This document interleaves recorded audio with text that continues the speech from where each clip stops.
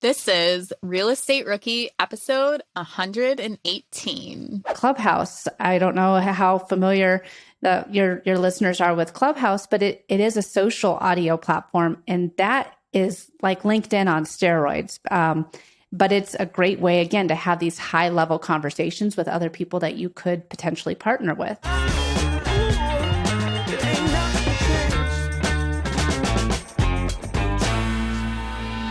My name is Ashley Kerr, and today, apparently, I am your host for the intro. Tony and I recorded an awesome social media episode for this week's Rookie Reply with Katie Brinkley, and we learned all things social media. But as soon as the episode ended, Tony ran so that he could go eat before our next recording and left me to do the intro, I suppose, alone. So it's Ashley Kerr takeover day for the intro. But really, we have an awesome episode. Katie talks about why it's important to have social media. What are the opportunities out there as a real estate investor for creating your social media accounts? So make sure you guys listen all the way through. I think there's a lot of value at the end of the episode too.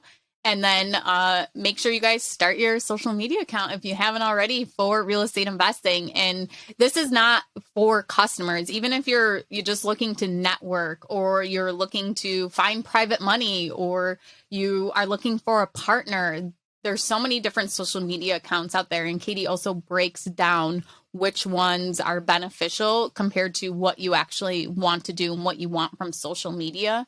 And then we do talk a little bit about how to avoid being a big consumer on social media and getting sucked into it and spending hours and hours of day on social media. So let's get to the show. Katie, welcome to the show. Thank you so much for joining us today. And Tony and I are super excited to get into all things social media. But before we get started, can you tell us a little bit about yourself and maybe get into your real estate investing background too? Yeah, so it's really fun to be on a show where I can talk a little bit of real estate, but then also talk a little bit of social media, because both things are something that I'm very passionate about. I never expected to be an entrepreneur, to be a real estate investor, and now I can't imagine my life being anything else than it is. I went to school and was going to be a sideline reporter for radio. And I landed that dream job right out of college. I was the post-game reporter for the Colorado Rockies and the Denver Broncos here in Denver. But on the side, I was always kind of doing this Myspace thing. So if that doesn't date me too much, but I was always kind of in the band scene and helping a lot of bands get off of MySpace and connecting them with different radio stations to start getting opportunities for interviews and sharing their music and getting potential tour dates. And so for me, it being a social media anything didn't exist. For me, it was just some free concert tickets whenever they would come through town. But I quickly saw the power of social media and how fast relationships can happen. So as I was working as a sideline reporter, I was still doing this social media thing on the side just for fun. I also bought my first condo around that time. I was 20 years old and I went through a CHFA loan. So I was able to do the Colorado Housing and Finance Authority loan for first-time home buyers. And I was able to get a condo right here in Denver. And that was my very first property. I had it before I could even have a drink. So it actually was a great opportunity for me. And looking back, I'm really glad that I did go down the home ownership path so early on, because it opened my eyes to the benefits of owning real estate and owning property. So that's kind of me in a nutshell. When I got my first property, I now have a home and a investment property up in the mountains. I'm doing social media full time, not doing the radio thing anymore. I have a couple podcasts, but that's as close as I get to the radio side of things. And that's me in a nutshell. Katie, that is so awesome. Getting your first property when you are 20. My sister got hers at 21, and I thought that was great. So congratulations on getting that early start. We should have had you on one of our regular podcasts just to talk about your Airbnb and talk about investing. But we are here today to talk about social media. So you mentioned you kind of started out with MySpace, and I'm assuming that you kind of cover all sorts of social media these days. But why don't you just talk about how you got started into social media and how that has kind of grown your own business? Yeah. So, like I said, I'm in college. I wanted to be the next sideline reporter. Aaron Andrews is the biggest example that I can give.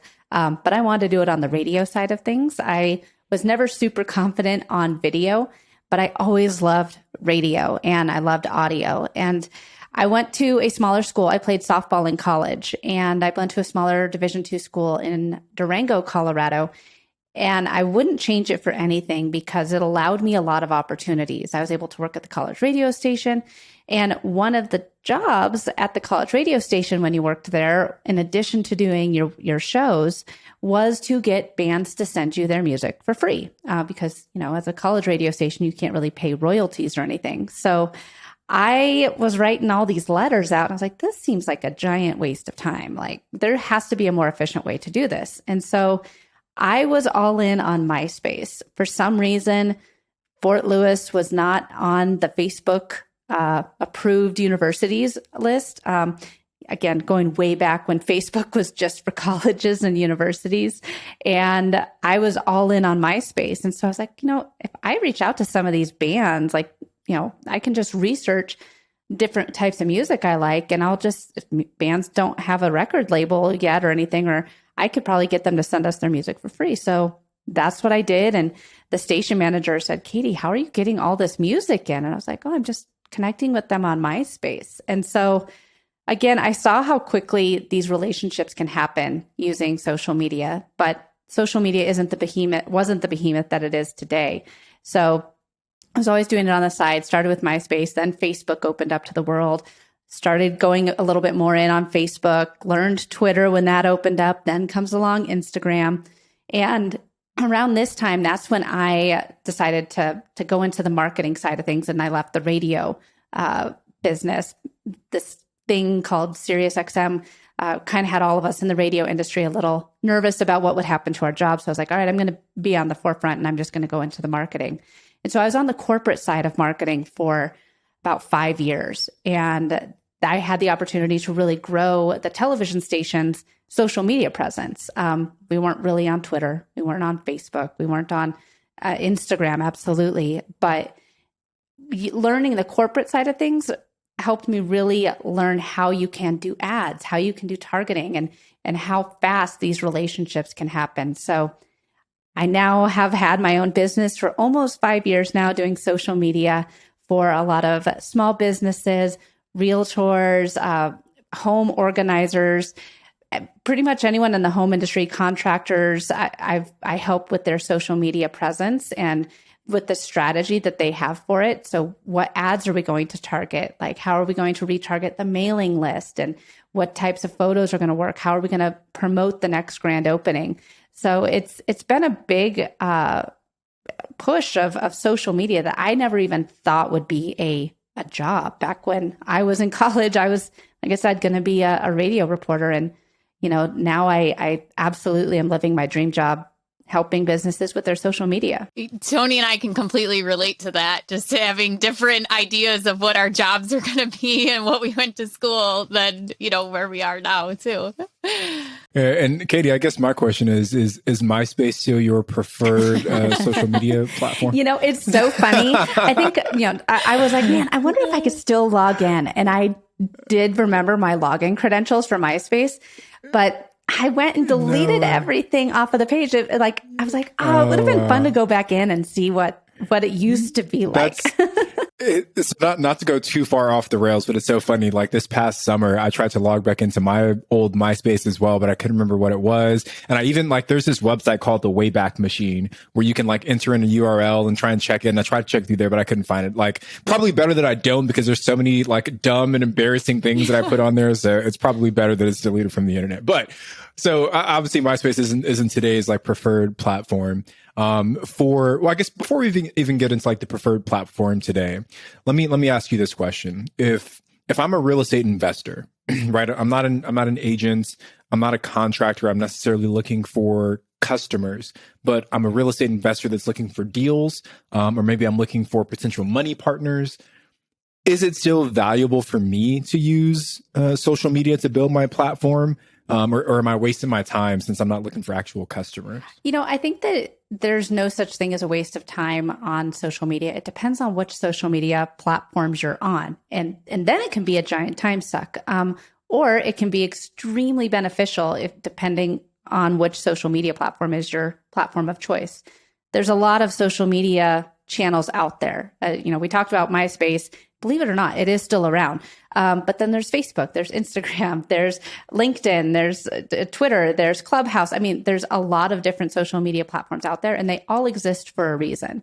So when you go all in on the platform that makes the most sense for you and your business, it really can help you grow and help you find new deals and new partners. So I think that if you are, trying to find potential opportunities on Twitter as a real estate investor, you might be missing the opportunity that you could be getting on LinkedIn, let's say, or even Clubhouse. I don't know how familiar your listeners are with Clubhouse, but it is a social audio platform, and that is like LinkedIn on steroids. But it's a great way, again, to have these high-level conversations with other people that you could potentially partner with. Katie, you had mentioned that there's never really a waste of social media, that, whether you have customers or you're seeking a partner, you want to network, there's always a way to take advantage of it. What about the other side of consuming it?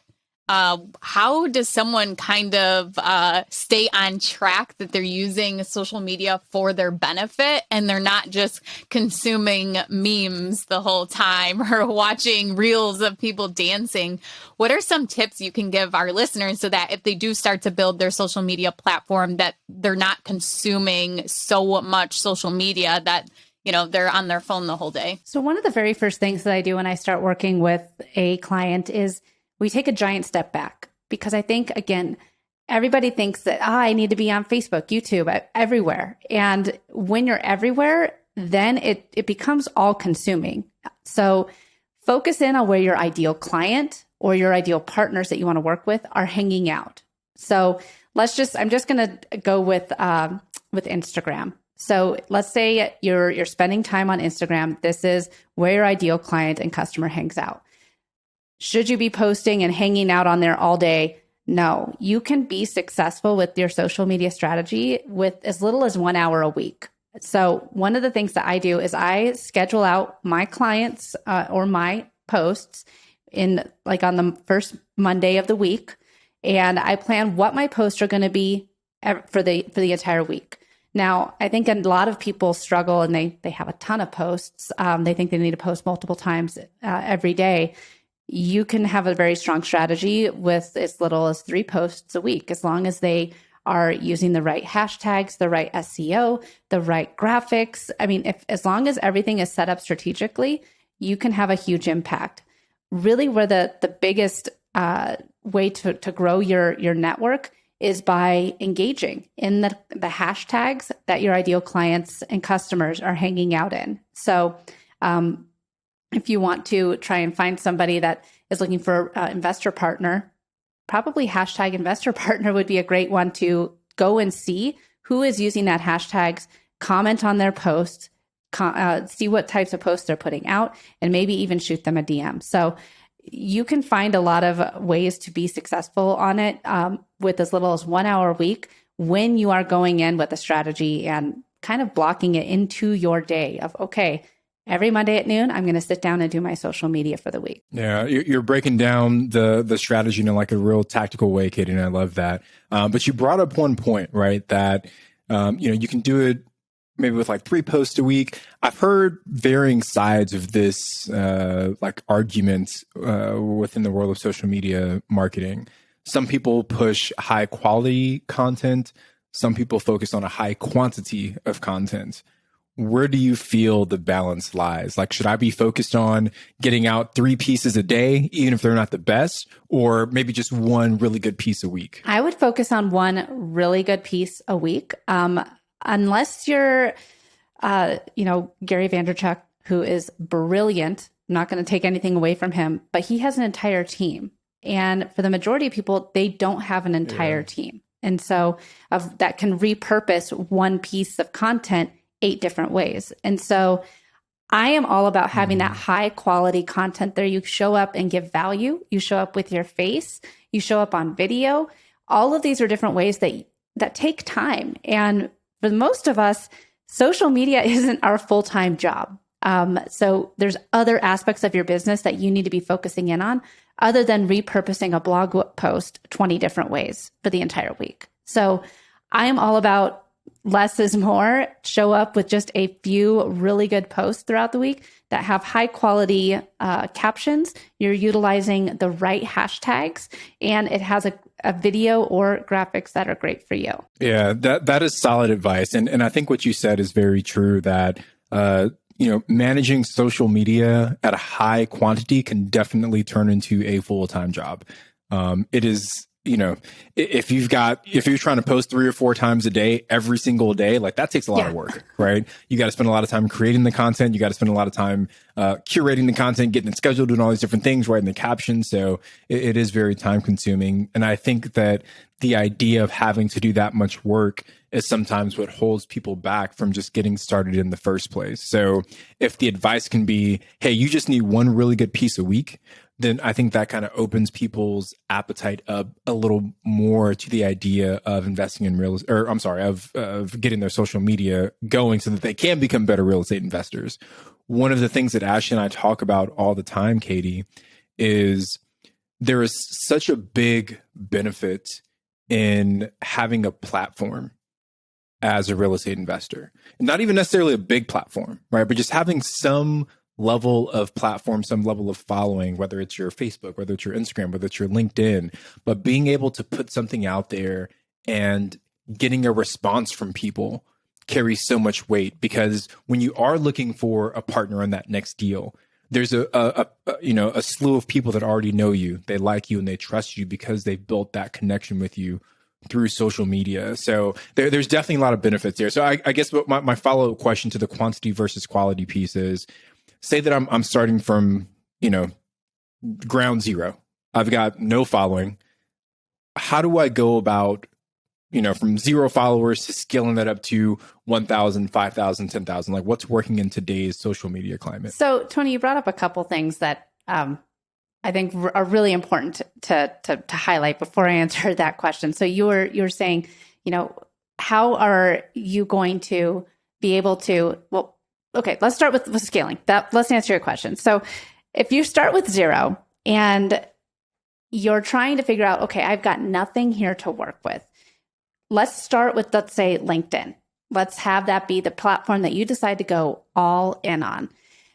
Engagement is everything.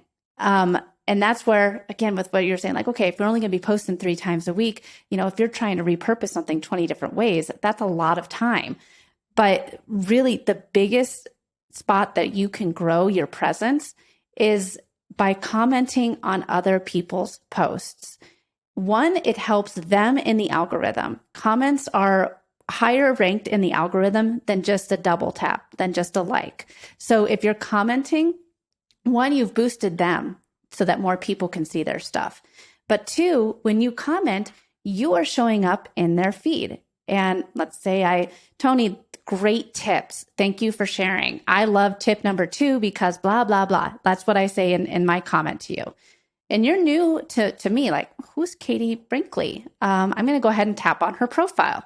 All of a sudden you come over to my page now and you see, well, look at this. She's giving me all sorts of social media content ideas for real estate agents. She's giving me tips on how to use Clubhouse to grow.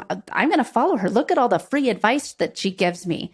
So now I've just gained you as a follower. And that is one of the best ways to just go out and kind of pay it forward by commenting on other people's posts with a legit comment. None of these, 3 hearts or 3 fire emoji things. Like, leaving somebody a thoughtful comment is going to help you grow your social media presence tremendously. And it's also going to help you, get in front of your ideal client, your ideal customers more.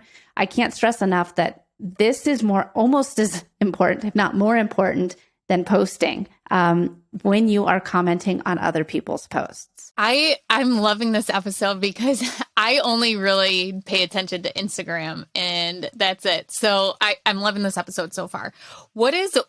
Let's talk about call to action. And you kind of brought that up as to linking to somebody else's social media and, then the person checks you out, follows it. I've seen on a lot of, what's it called? Like the direct or the marketing companies, the MLMs. What is that called? Yeah. MLMs. Like the multi-level the company. multi-level marketers. I see a lot of them like post that, you have to have a call to action in your post to kind of engage people. Is that true on any platform or all levels? And what's your kind of take on that? Always, always, always have a call to action. You always want to tell people what the next step is that you want them to take, whether it's Instagram, whether it's LinkedIn, whether it's Facebook or Facebook ad. Tell people what you want them to do next. So I like to, if you're crafting a post, there's 3 parts of a post caption. There's the hook. Ask them a question. What are the 3 biggest struggles you have with finding a new property? And that's okay. Well, what else is she going to say? Because then you've already kind of prepped them for what's going to be in the next part of your caption, the meat of the caption. So you have the hook, then you have the meat. What's in it for them? What are you teaching them? What value are you giving them? And then at the very end, you're always going to have your CTA. So what was your biggest struggle with your first investment property? Tell me in the comments below. Anything like that, or have you ever struggled with this before?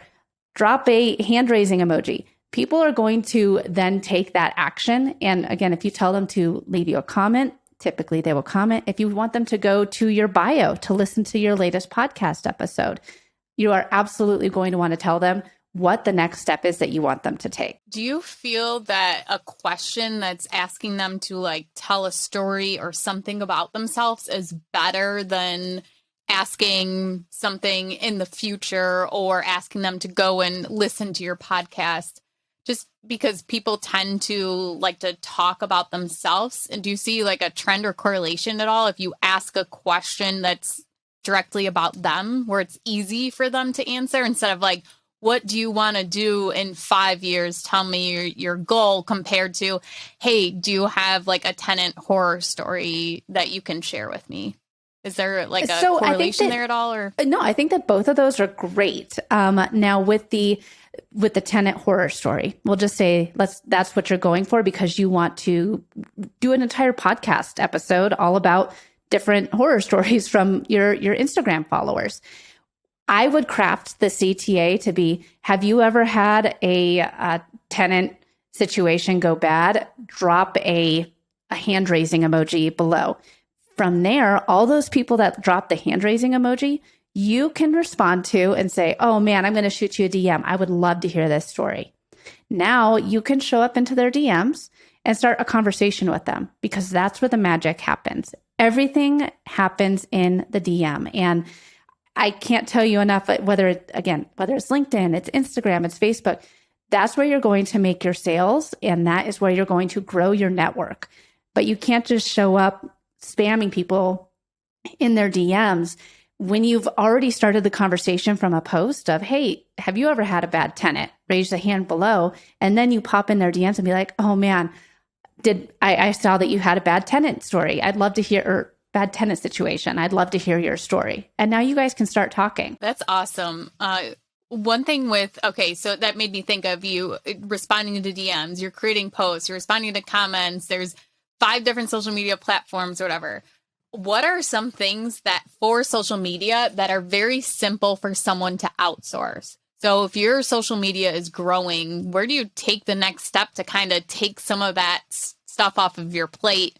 Like, is there software people can use? Do you hire a VA?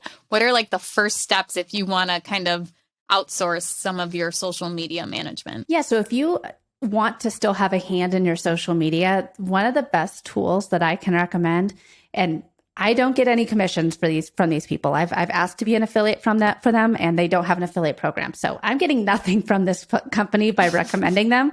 But they're called Loomly, Loomly. I just looked them up today. That's so funny. That was the one I saved. Okay, now they're my favorite. Even more interested.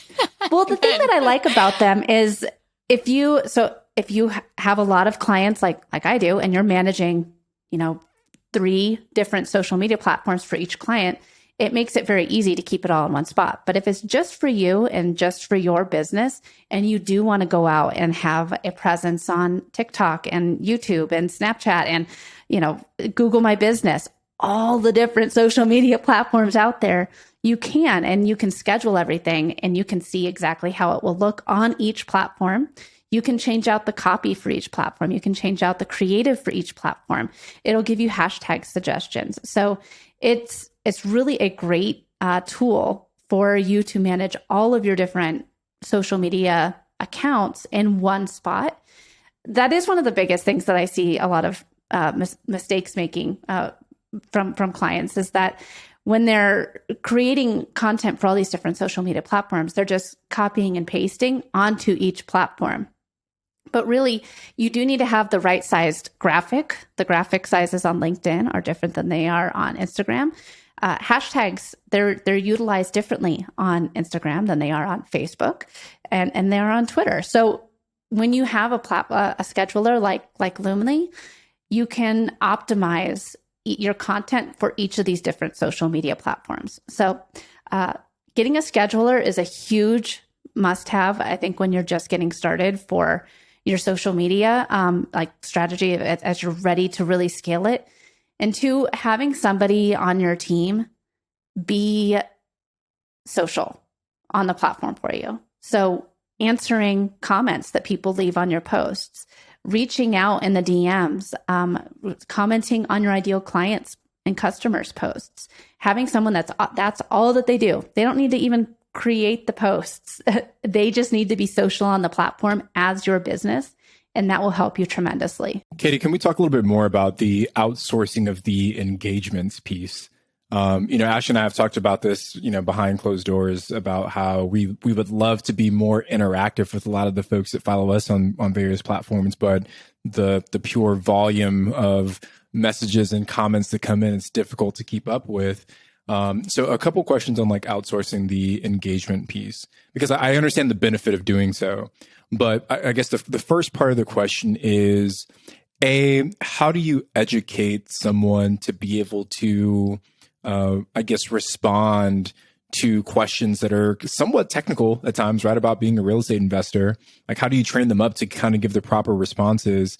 And then B, is it, maybe not moral or ethical is the right word, but are we pulling a fast one on our followers by having someone who's not us kind of respond and be that person that's engaging with them? No. I think that one of the first things that you should do is, when you are outsourcing this, you should work with a reputable company. So one of the things that, when I am onboarding new clients, it's not just me. I have a team of people, and you and I sit down during your onboarding strategy call. We talk about all these things. What's your tone? What are there certain words that you say all the time? So one of my clients is a home organizer, and she says, right, all the time. And which is fine. That's just part of the way she talks. But I have to make sure that when we are commenting and engaging, that comes out. So we say right a lot in the comments. It's one of those ways so that when people do pick up the phone and have that first conversation with her, they already feel like they've been talking to her this whole time. So make sure that when you are bringing someone on, that you sit down and have that onboarding call. You talk about all these things. You talk about some of the most common questions that you get asked, but really they shouldn't be answering very technical questions in the DMs.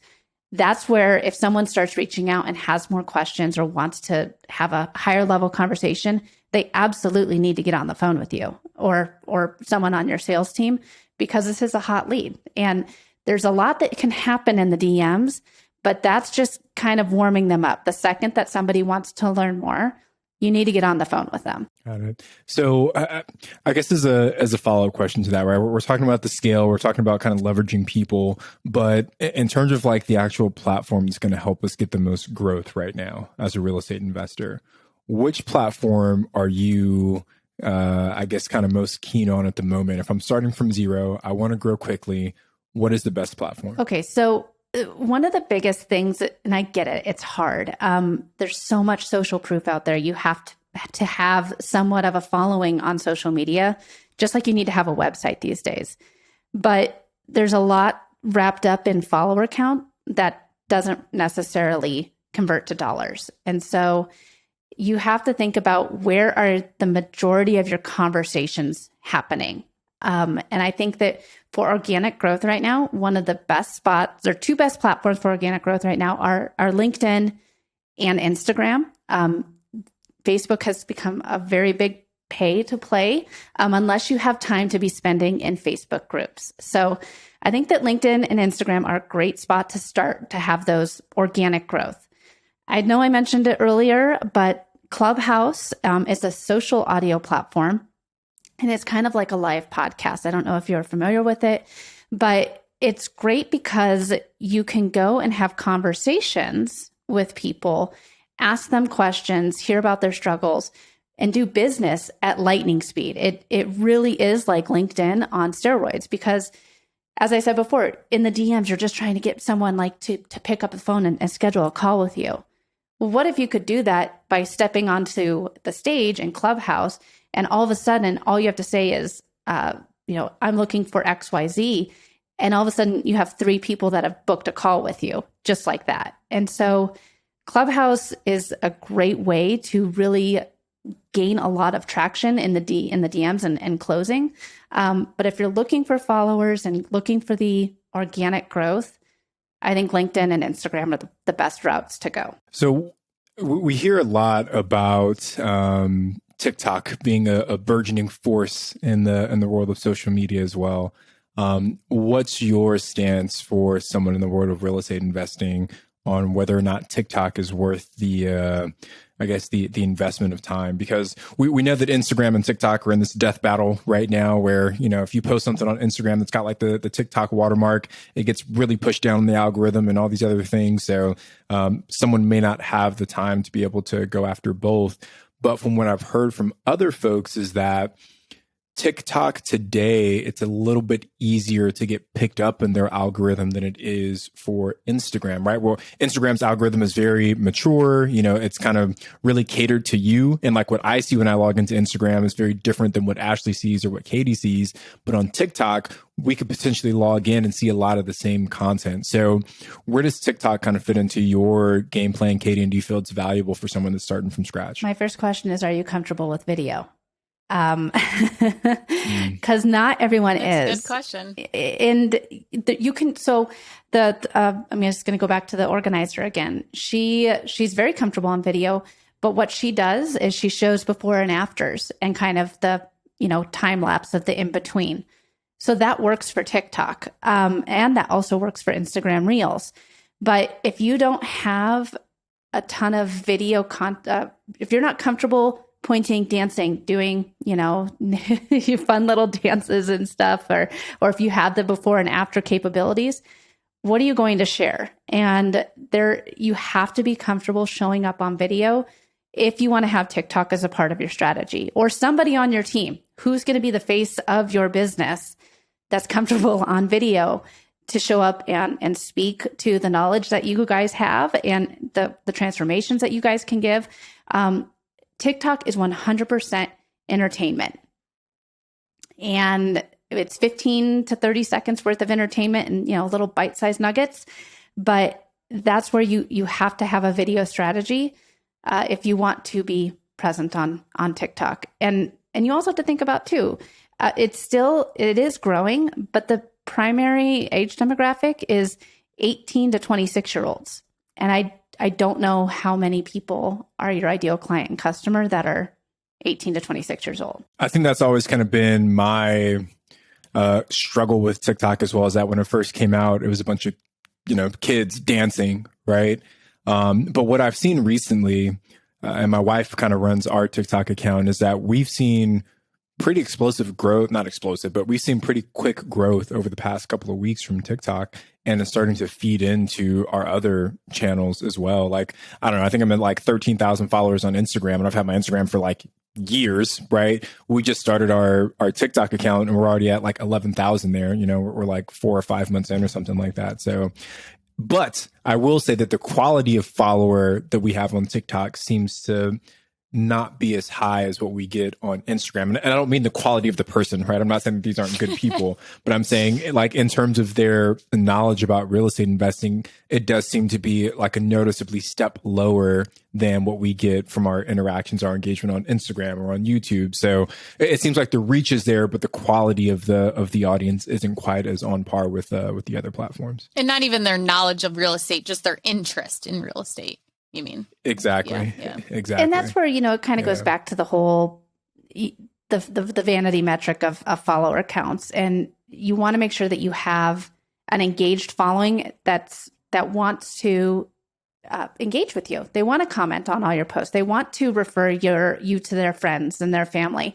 They're familiar with your content. So, you know, Tony, I know that one thing too, if you are spending the time on TikTok, one tool that I can highly recommend is called InShot, and it's a third-party tool. So that way you can create your videos and then publish them natively on both TikTok and on Instagram. So that way you're not having to worry about watermarks and stuff. That way you can still be posting that content on both platforms, and hopefully you can kind of do some A/B testing. Like, okay, well, all of these kind of funny videos do better on TikTok, where on Instagram, these informational ones are really just knocking it out of the park. And why recreate or, you know, have a harder time with the algorithm with watermarks and stuff if you can just create it off of the app.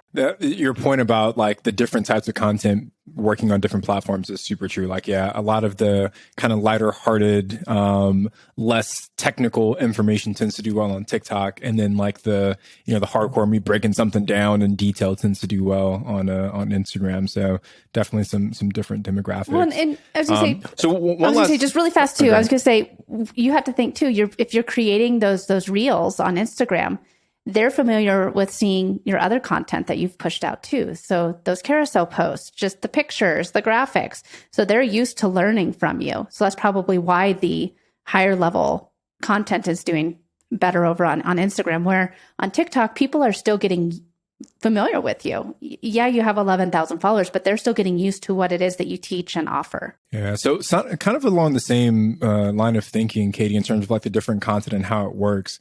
Say that I'm new. Right. Say that I'm a brand new real estate investor, and I don't maybe have a bunch of technical knowledge to share with people.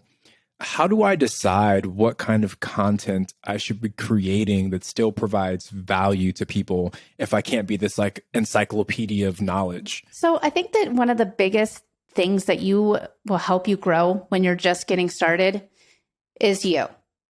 What is your story? What is your journey? And why did you decide to get into this? Tell us a little bit about the struggles that you've had. Tell us about some of the wins that you've had. Tell us your clients' stories that you've worked with and how you've been able to transform their lives. So if you don't have a ton of knowledge to share at the beginning, one of the biggest things that I can recommend is you, because that's what people want to learn more about. Social media is person to person.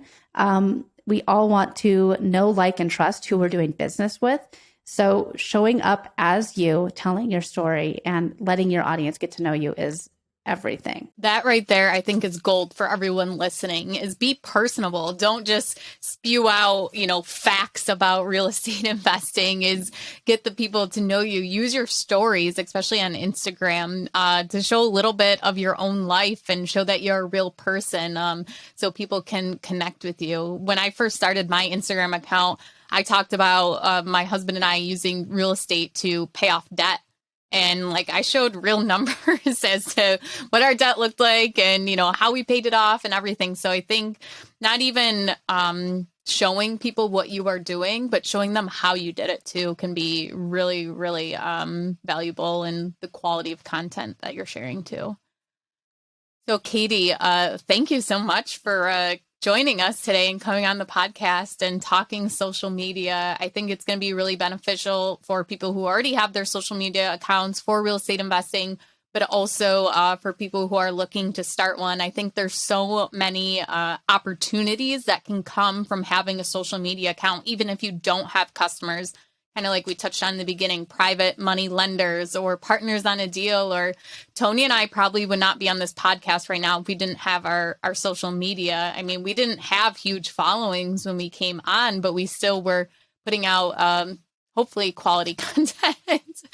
And we were reached out to by Bigger Pockets, where if we didn't have that social media following, or social media at all, nobody would have known, anything about us to even ask us to interview, to be on the podcast. So definitely a lot of opportunity out there, having a social media account and just networking with different people. So Katie, can you tell everyone where they can get in touch with you and find out some more information about you? Yeah, so I'm on social media. So I'm on LinkedIn. You can find me at Katie Brinkley on LinkedIn. On Instagram, I am Katie Brinkley. And then I have a couple podcasts too. So if you want some more marketing tips, it's Rocky Mountain Marketing. And then for all the NFL fans out there, I have an NFL podcast where I talk NFL football for the full season. And that's Across the Pond NFL podcast. I'm going to need you to help me with my NFL fantasy league this year. Yesterday I had a 1% chance of winning this week. So. Oh. Well, that'd be great. As you say, there were some injuries and a lot of upsets. So I think after week 1, we all should have a little bit better of a picture. Yeah. Well, Katie, before we wrap up, I want to give a quick shout out to this week's rookie Rockstar. So we do this every week on the podcast. We give a shout out to one of the folks in our rookie audience. And today's rookie Rockstar is Eric D. And Eric D is part of our Facebook group, the Real Estate Rookie Facebook group on Facebook.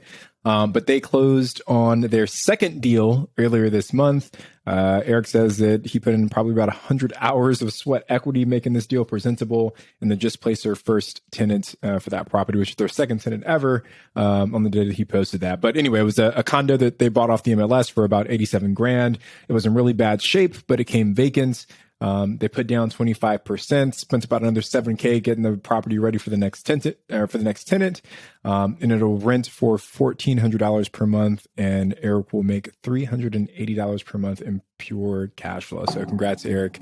Sounds like a great deal. That's awesome, Eric. Thank you for sharing with us. If anybody isn't, make sure you join our Bigger Pockets Real Estate Rookie Facebook group, but also sign up to be a member of the Bigger Pockets forums on biggerpockets.com, because we are going to start highlighting rookie investors from the forums too. And you can share your deals with us and connect with a ton of other investors onto the forums. So if you're not signed up for a free Bigger Pockets account, make sure you guys go and do that now.